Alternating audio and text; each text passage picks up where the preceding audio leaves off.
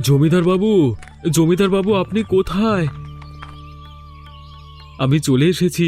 চলুন এবার আমরা মাছ ধরতে যাই। দীপক, তোর একটা সময় জ্ঞান বলে কিছু নেই রে। তোকে তো আমি বলে দিয়েছিলাম ভোর ভোর চলে আসবি, আর তোর এই আসবার সময় হলো? বাবু, আজকে সকালে একটু ঘুমিয়ে পড়েছিলাম, সেই জন্যই আসতে একটু দেরি হয়ে গেল। দেরি হয়ে গেল মানে?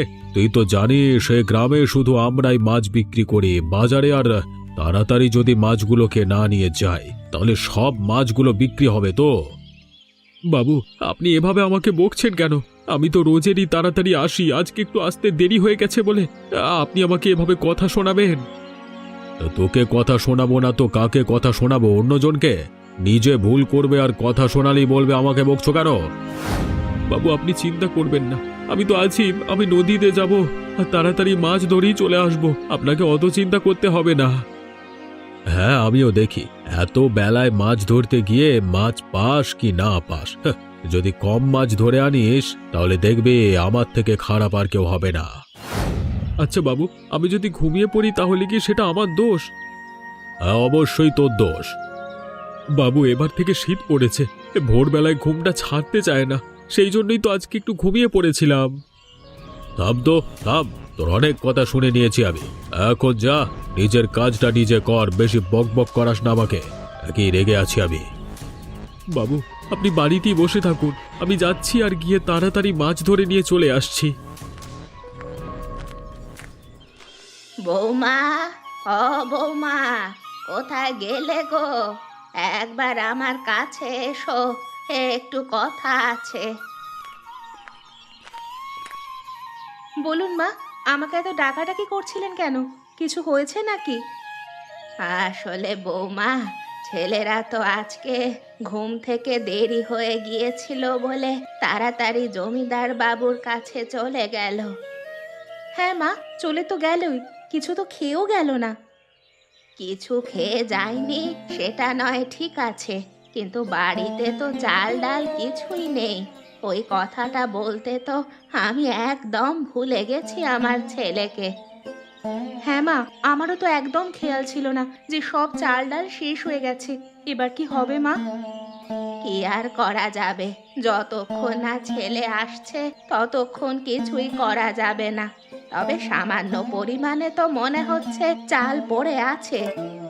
হ্যাঁ মা, সামান্য পরিমাণে চাল আর ডাল পড়ে আছে, ওটা দিয়ে আজকে দুপুরে খিচুড়ি রান্না করে দেব।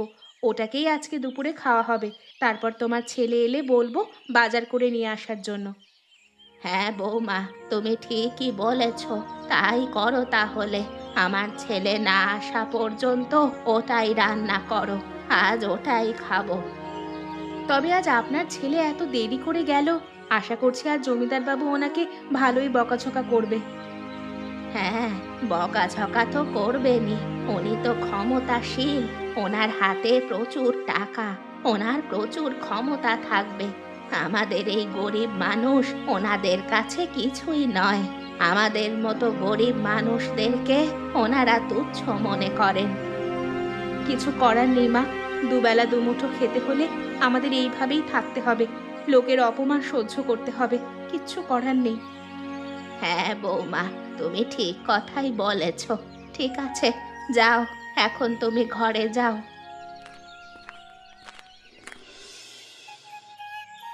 বাবু, বাবু কোথায় গেলেন? আমি চলে এসেছি। বাবা, মাছ ধরে নিয়ে এসে আমাকে একদম উদ্ধার করে দিয়েছো। সে যাই হোক, তুই আজকে মাছটা পেয়েছিলিস বলেই তোকে আজ ছেড়ে দিলাম, নাহলে আজকে তোর একদিন কে আমার একদিন। হ্যাঁ, আমি তো আপনাকে বলেছিলাম আমি যখন যাচ্ছি তখন মাছ আমি পাবোই পাবো, সে নিয়ে আপনাকে অত চিন্তা করতে হবে না। ঠিক আছে, ঠিক আছে, তুই অনেক কথা বলেছিস। আচ্ছা বাবু, আমি এখন বাড়ির দিকে যাচ্ছি, আমার তো মাছ ধরা হয়ে গেছে, আমার তো কিছু কাজ নেই, তাই আমি বাড়ির দিকে যাই। আরে যা যা, তুই বাড়ির দিকে যা। তা বাবু, আজকে এই মাছগুলোকে নিয়ে তো যাব, তো কোন মানে মাছের দাম কেমন রাখবো সেটা যদি আপনি বলে দিতেন তাহলে খুব ভালো হতো। মাছ তো আজকে দেখছি অনেক প্রকারই আছে, এই মাছগুলোকে একটু চড়া দামে বিক্রি করবি যাতে আমাদের একটু বেশি পরিমাণে লাভ হয়। আচ্ছা বাবু, সে আপনি চিন্তা করবেন না। আমি যখন আছি তখন এই মাছগুলো বেশি দামিতেই বিক্রি করব আমি। আর একটা মানুষও 1 পয়সা কামাতে পারবে না আমি থাকতে। আরে তোর উপর তো আমার বিশ্বাস আছে, সেই জন্যই তো তোকে কাজটা দিয়েছি আর তোকে আমার কর্মচারী বানিয়েছি। আচ্ছা বাবু, এবার আমি চললাম, নইলে বেশি দেরি করলে মাছগুলো সব বিক্রি করতে পারবো না। আরে তুই যা, আর সাবধানে যাবি কিন্তু। আসুন আসুন, আমার দোকানে আসুন, তাজা তাজা টাটকা ভিন্ন ধরনের মাছ নিয়ে যান। আসুন আসুন। মাছের দাম কত করে রে যাচ্ছে রে সুজিত? একটু বেশি দামেই যাচ্ছে। তা তুমি কোন মাছটা নেবে বললে না? আমি তো আজকে বাড়ির জন্য ইলিশ মাছ নিয়ে যেতে এসেছি, তা ইলিশ মাছের দাম কত? আজকে ইলিশ মাছ এক একটা 100 টাকা করে। কি 100 টাকা? মানে 100 টাকা দিয়ে আমি মাছগুলো কিনতে পারবো না। তা কিনতে পারবি না যখন এখানে দাঁড়িয়ে দাঁড়িয়ে কি করছো? যাও আমার দোকানের সামনে থেকে চলে যাও। আমাকে ধান্দার সময় ধান্দা করতে যাও যত সব ভিখারির বাচ্চা। বেশ আমার দোকানে এসে উপস্থিত হয় যত সব। তুই আমাকে ভিখিরি বলছিস কি করতে? তো ভিখারিদের ভিখারি বলবো না তো কি বলবো? হ্যাঁ, ভিখারির দলগুলো যত যাও, খামোকা ধান্দার সময় বিরক্ত করো না। না না, এর সাথে ঝগড়া করা যাবে না। আমার বাড়িতে তো এমনিতেই কুটুম এসেছে, তাদের জন্য তো মাছ নিয়ে যেতেই হবে। তা নিয়ে যাই, দাম বেশি বলছে তো কি হবে? এর সাথে ঝগড়া করবার পর যদি আরো বেশি দাম বলে তখন তো আমারই লস হবে। যাই হোক, 100 টাকা দিয়ে নিয়ে যাই। চলো, নিজের মনে কি বিড়বিড় করছো? নেওয়ার থেকে নাও, নাহলে চলো সামনে থেকে সরে যাও। ঠিক আছে ঠিক আছে, দে দে, আমাকে 100 টাকা দিয়ে দে, ইলিশ মাছটা দে। এই তো এবার পথে এসো চাঁদু। এতক্ষণ ধরে ভালোভাবে বলছিলাম, শোনা যাচ্ছিল না। এই নাও তোমার মাছ, আমাকে দাও 100 টাকা। এই নে তোর 100 টাকা, আর আমি চললাম।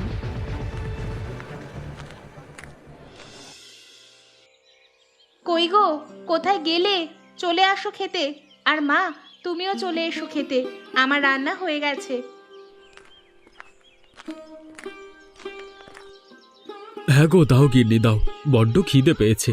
খিদের জ্বালায় পেটে ছুঁচো ডন দিচ্ছে।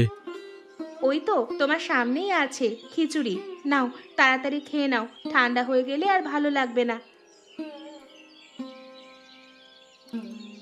তা বাবা, বাড়িতে যে আর চাল ডাল কিছুই নেই, তোকে সকালে বলবো ভেবেছিলাম, কিন্তু ভুলে গেছি। তুই আজ মনে করে বিকেলের মধ্যে চালটা নিয়ে আসিস। শেষ হয়ে গেছে মানে? তুমি কি বলছো? এই তো কদিন আগেই আমি চাল ডাল নিয়ে এলাম, আর এরই মধ্যে সব শেষ হয়ে গেল। তা শেষ আর হবে না?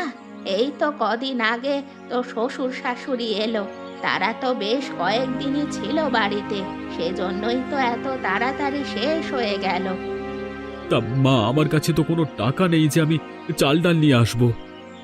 তা তোর কাছে টাকা পয়সা নেই, তাহলে তুই জমিদার বাবুর কাছে যাস, জমিদার বাবুর কাছ থেকে এই মাসের মাইনেটা নিয়ে আয়, তাহলেই তো তুই টাকা পেয়ে যাবি। হ্যাঁ মা, তুমি ঠিকই বলেছ। ঠিক আছে, আমি জমিদার বাবুর কাছে গিয়ে টাকা নিয়ে তারপর চাল ডাল কিনে নিয়ে আসবো বাড়িতে। হ্যাঁ, বিকেলের মধ্যেই নিয়ে আসিস, বেশি দেরি করিস না, নইলে আবার রান্না বসাতে দেরি হয়ে যাবে। তখন খেয়ে শুতে শুতে আবার পরের দিন সকালে দেরি হয়ে যাবে, তখন আবার তোর ওপর জমিদার বাবু চেঁচাবে আজকের মতো। ঠিক আছে, আমার খাওয়া শেষ, এবার আমি একটু বিশ্রাম করতে। হ্যাঁ, তুমি যাও, আর আমরাও যাচ্ছি।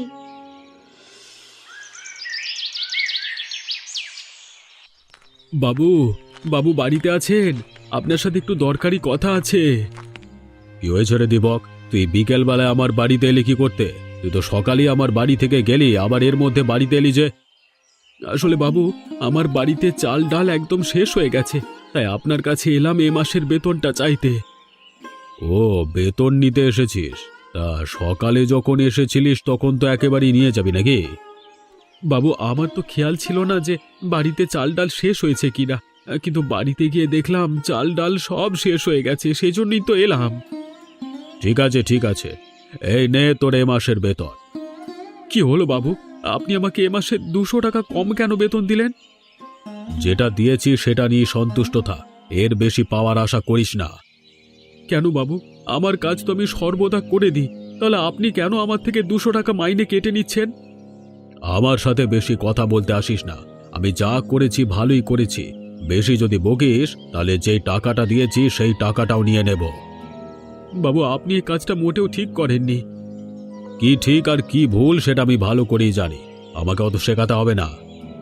আচ্ছা বাবু, আপনি যখন আমার সাথে এইভাবে ব্যবহার করছেন, তাহলে আমিও আপনাকে একটা কথা বলে দিচ্ছি, আমিও আপনার কাছে আর কাজে আসবো না।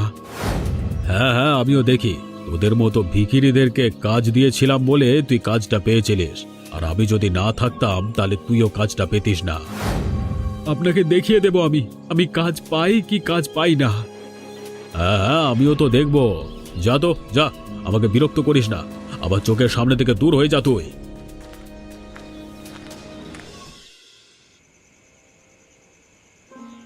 অতনু, অতনু কেমন আছিস? সব ঠিকঠাক চলছে তো?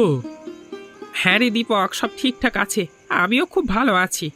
বৌদি ভালো আছে তো? হ্যাঁ রে, তোর বৌদি ভালো আছে। তা আমাকে চাল ডাল প্যাক করে দে তো, বাড়ির জন্য নিয়ে যাব। বাড়িতে একটুও চাল ডাল নেই। হ্যাঁ হ্যাঁ নিশ্চয়ই দীপক, তুই একটুখানি দাঁড়া, আমি সব কিছু প্যাক করে তোকে দিয়ে দিচ্ছি। হ্যাঁ হ্যাঁ, তাড়াতাড়ি দিস। আমি বিকেলে সেই বেরিয়েছি, এখন সন্ধ্যা হয়ে গেল। বাড়িতে গেলে মনে হয় আবার গিন্নি আমাকে ধরে পেটাবে।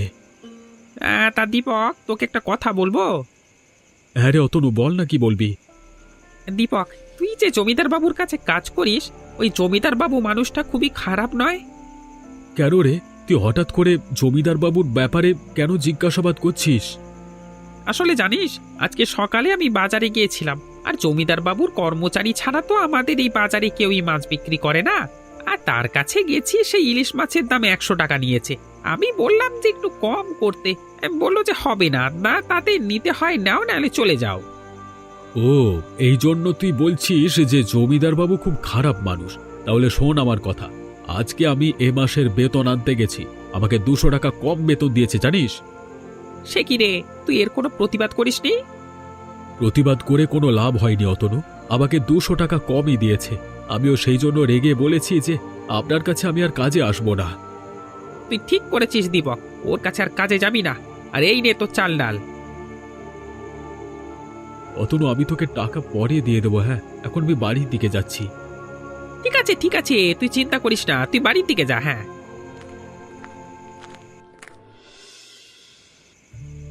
গিন্নি, গিন্নি কোথায় গেলে গো? আমি চলে এসেছি। এবার বেরিয়ে এসে চাল ডালটা নিয়ে নাও। তুই কিছু একটা রান্না বসিয়ে দাও। হ্যাঁ দাও, তুমি আমাকে তাড়াতাড়ি চাল ডাল দাও, আমি কিছু একটা ব্যবস্থা করছি। বা, তোমাকে একটা কথা বলবার ছিল। হ্যাঁ রে বাবা, বল না, কি বলবি? আমি না জমিদার বাবুর কাছে কাজটা ছেড়ে দিয়েছি। তুই কাজ ছেড়ে দিয়েছিস মানে? তাহলে এবার আমাদের সংসারটা চলবে কি করে? আর তুই কেনই বা কাজ ছেড়ে দিয়েছিস জমিদার বাবুর কাছে? জমিদার বাবু খুবই খারাপ মানুষ, উনি নিজেরটা ছাড়া কিছুই বোঝেন না।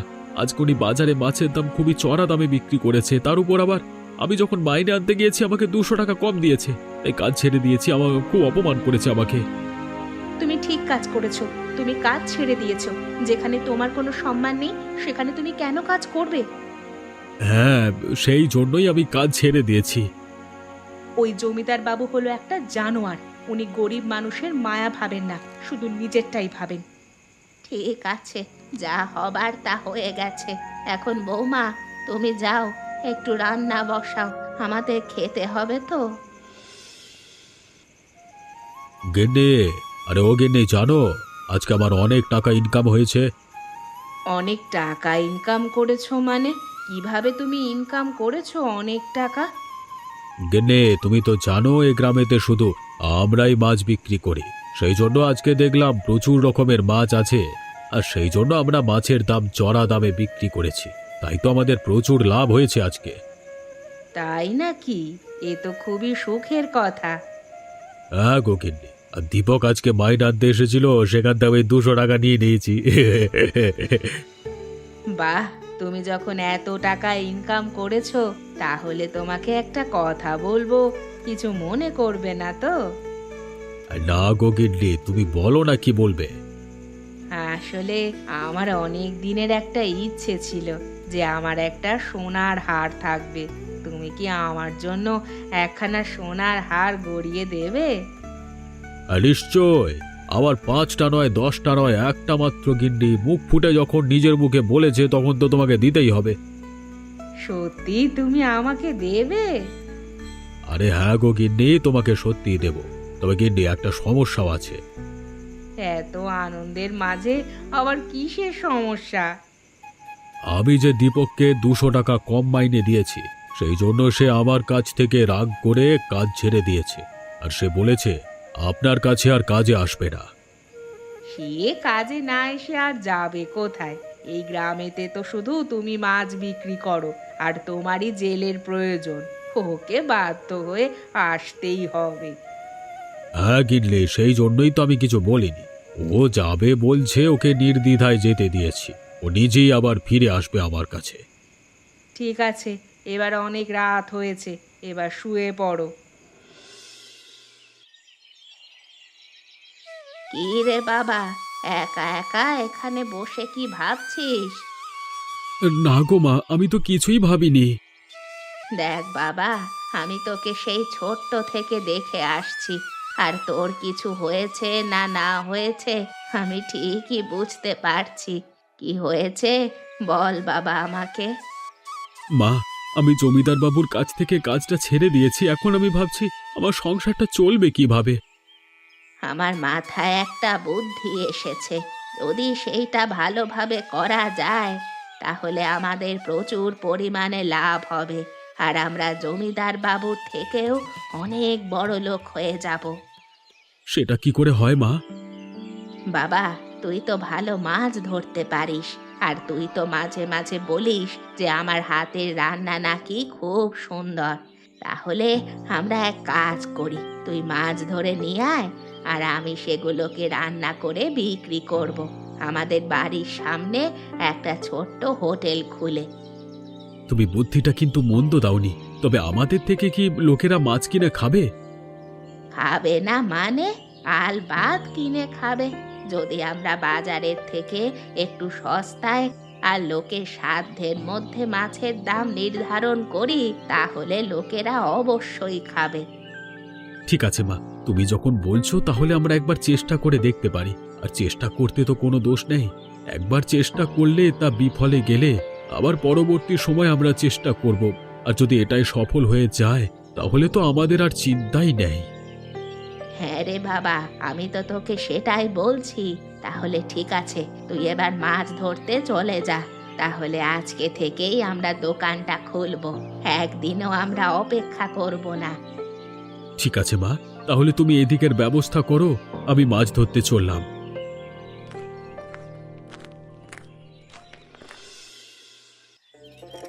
আসুন আসুন, আমাদের দোকানে আসুন, আর গরম গরম তাজা তাজা পরিষ্কার মাছ খেয়ে যান। আসুন আসুন। হ্যাঁ, আসুন আসুন, তাড়াতাড়ি আসুন। যে খাবেন বারবার খেতে ইচ্ছা করবে, তাড়াতাড়ি আসুন। আরে বুড়িমা, তুমি আর তোমার ছেলে এই দোকানটা নতুন খুলেছো নাকি? হ্যাঁ রে মালতী, আমরা ছেলে আর মা মিলে এই নতুন দোকানটা খুলেছি। তা বল, তুই কিছু খাবি নাকি? হ্যাঁ গো, খাবার জন্যই তো এলাম তোমার দোকানে। তা তোমার দোকানে কি কি মাছ পাওয়া যায় একটু বলো না। আমার হোটেলে রুই কাতলা থেকে শুরু করে ইলিশ পাবদা এইরকম 7 রকমের মাছ আছে। তা তোকে কি মাছ দেব সেটা বল। তোমার দোকানে পাবদা মাছ আছে তো? ঠিক আছে, তাহলে তুমি আমাকে একটা পাবদা মাছ দাও, খেয়ে দেখি যে কেমন খেতে হয়েছে।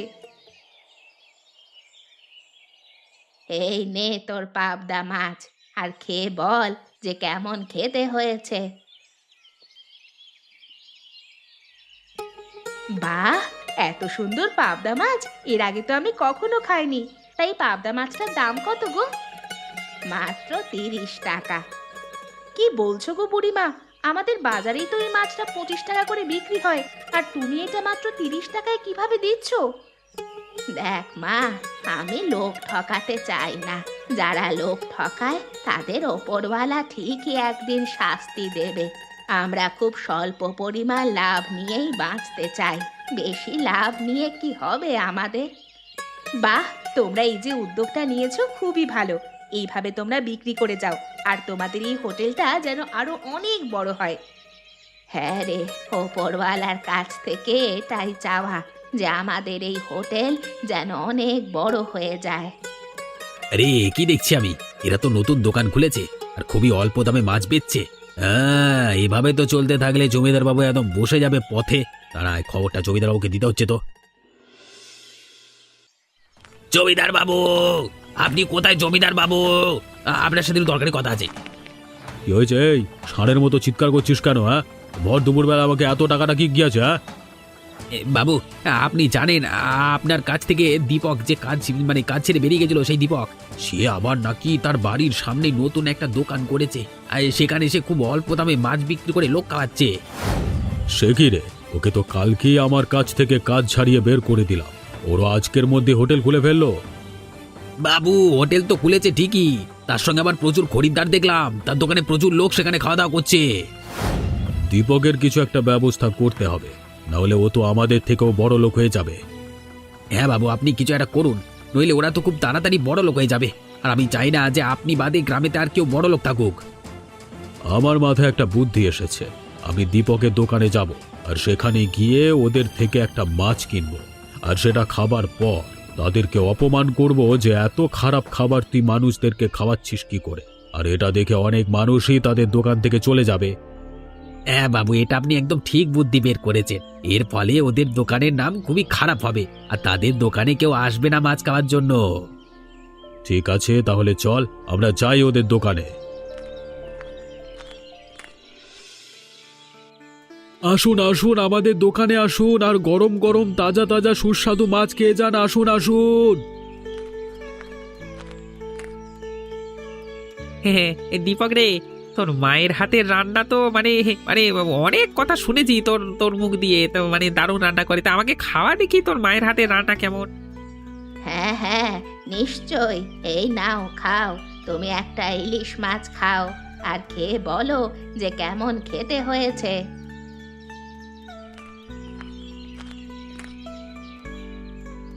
আরে কি দেখছি দীপক, তুই নতুন দোকান খুলেছিস? তা দোকান যখন খুলেছিস তা খেয়ে দেখি যে কেমন খেতে হয়েছে তোর দোকানের মাছগুলো। বাবু আপনি? আরে হ্যাঁ হ্যাঁ, নিশ্চয়ই, আপনাকে কেন দেব না। আপনি খেয়ে দেখুন, এই ইলিশ মাছ খেয়ে দেখুন যে কেমন খেতে হয়েছে।